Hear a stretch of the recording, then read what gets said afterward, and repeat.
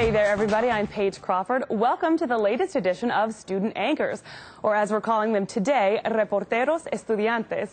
But we'll get to that in just a minute. First, allow me to introduce two of our student anchors today from Carrboro Elementary School. Why don't you guys go ahead and introduce yourselves? Hi, I'm Priscah. I'm a third grader from Carrboro Elementary School, and I'm 8 years old. Right. Hi, my name is Kevin. I'm a fourth grader from Carrboro Elementary, and I'm 9 years old. Hola, mi nombre es Kevin y yo estoy en la escuela de Carrboro Elementary. Tengo 9 años y estoy en cuarto grado. Whoa, pretty impressive, Kevin. Thank you. So, Priscah, I understand you guys have been doing some fun things recently in Carrboro Elementary School. You've given Madame Tussaud a run for her money, huh? Yeah. Each year in third grade, students participate in the annual Wax Museum. I just finished this really fun project. I was Oprah Winfrey. Students choose a character and then did research and read biographies about them. We then had to write speeches and gather our costumes. The big finale was a Wax Museum-like performance where we had to act like our characters and share our speeches. It was hard work, but in the end, it was a fun experience and I learned a lot about Oprah Winfrey. My favorite part was when my friend Maddie in my class dressed like Elvis. She had a wig and everything. She was really funny. I bet she was. Did she dance for you? No, not really, but it was really funny and entertaining. I bet it was. You showed me a little bit. Maybe you can show me some of the dance later, huh? Yeah. She did it before the show. I bet. All right. Kevin, how about you? What's something cool that you guys, I guess you guys have been doing things that tie in your families too, right? On Tuesday of this week, our school had the annual Family Science Night. This is a fun and exciting event for the families in our school. Students and parents participate in hands-on science projects.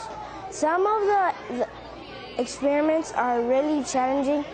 The projects are explained in both English and Spanish so that the families can participate.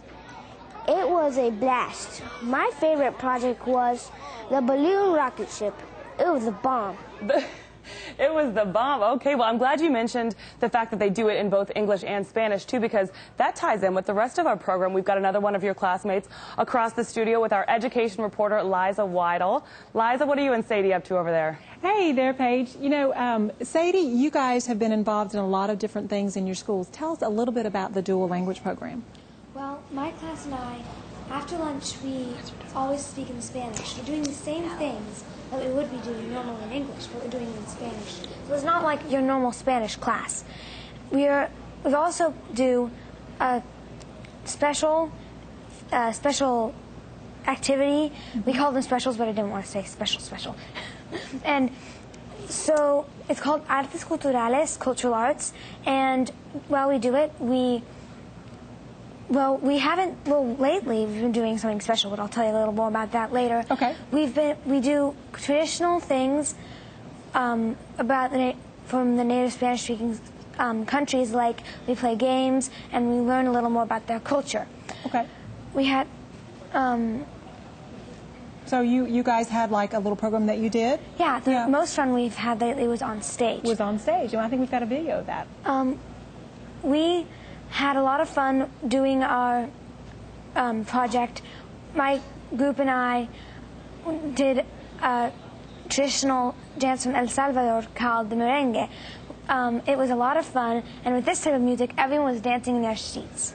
Wow, Sadie, looks like you guys are having a great time in class. But the class is a little more than just fun stuff. And to help explain the dual language program, we have a special guest with us. We have Howard Lee. He is the chairman of the State Board of Education. You know, classes like this are important, and maybe you could tell us why.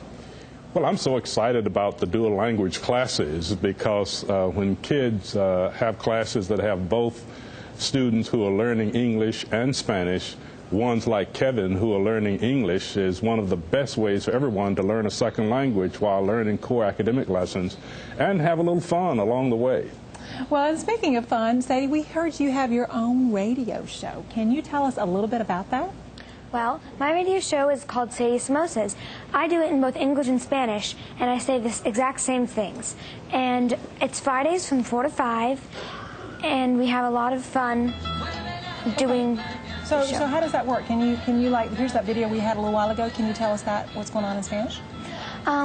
Mi clase y yo hicimos un proyecto de baile y mi grupo bailó un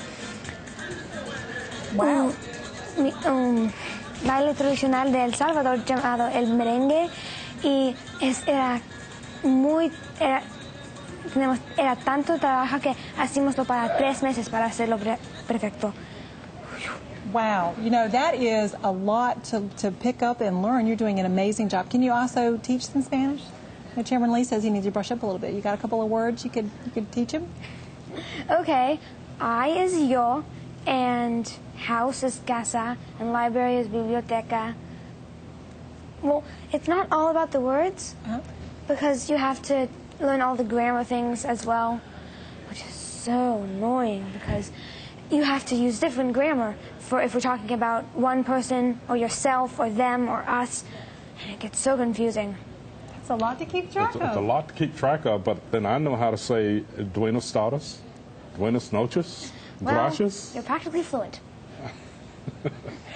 Well, that's really cool. We're back over to Paige with the ending of our show. Back over. I should say you guys showed us up over there, man. We need to say something. How do we say that was really great? That was awesome, Kevin, in Spanish.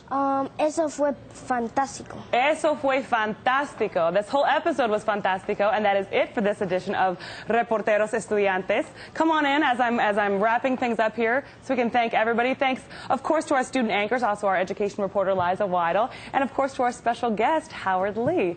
And thanks to all of you for watching. We will see you back here next time.